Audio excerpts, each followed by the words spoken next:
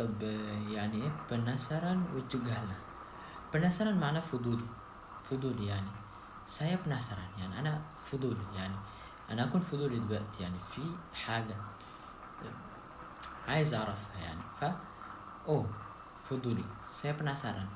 أو eh, hal itu bikin saya penasaran مثلا بالعامية يعني hal itu hal يعني الشيء ده بيخليني فضولي. hal itu bikin saya penasaran أو itu bikin saya penasaran, itu bikin saya penasaran أو itu membuat saya penasaran. هذه بالإندونيسية الرسمية. أما بالعامية bikin هذا يجعلني أو يصنعني أكون فضولي، يعني penasaran فضولي. وتجهله معناها امنع، أصلا إضافة له في الآخر بتفيد معنى الاحترام يعني في الطلب. يعني مثلا لو أقول تتب يعني اغلق يعني بدون أي صيغة احترام. لو أقول تتب له بمعنى من فضلك تغلق، من فضلك تقفل، فده صيغة احترام بالإندونيسية نضيف له، وكمان تعتبر إضافة رسمية وكلمة صارت كلمة رسمية جدا. ده يكون كده بالإندونيسي. وفي كمان سؤال تاني، طب سؤال تاني اللي هو يعني إيش بانت ومولو. طيب الاتنين مش رسمية، الاتنين مش رسمية أبدا، مش هتلاقوا في كلام الرسمي ولا في كتب الرسمية يعني. يعني احنا بنقول banget معناه جدا. فمثلا aku suka banget يعني أنا أحب أوي، أحب دي أوي، saya suka banget I really like it. أنا أحب جدا، saya suka banget.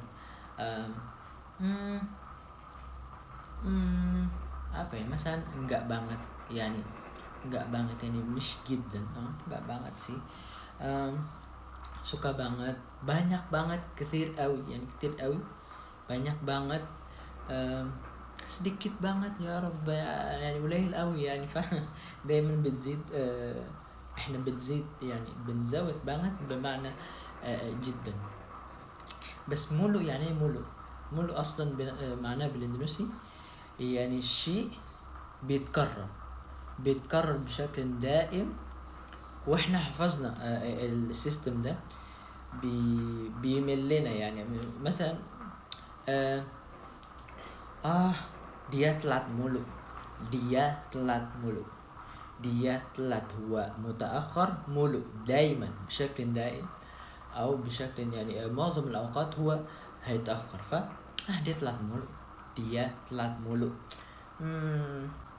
أو ممكن مثلا كمان dia sakit mulu يعني هو بيستمر بشكل دائم يمرض، يعني هو مريض دايما، يعني dia mah sakit mulu، dia mah sakit mulu، mah ديت هو دايما بيمرض، دايما بيكون مريض، يعني dia mah sakit mulu، dia mah gak datang mulu مثلا، dia mah gak datang mulu، هو دايما مش هيجي. فده فعل اللي بيستمر دايما مولو بالإندونيسي.